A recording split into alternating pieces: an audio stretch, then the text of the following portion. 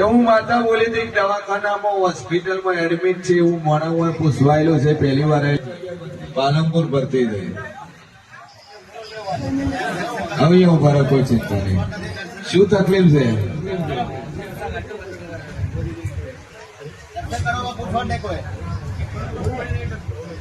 આઈસીયુમાં છે મારો ઈશ્વર કે છે વેળામાં શેર મારી 32 મેલડી પૂછો ભાઈ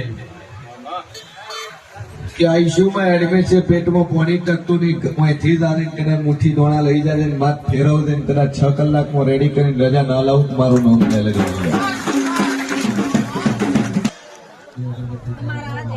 નહીં હાલતો તાર તો હું આવું માગવા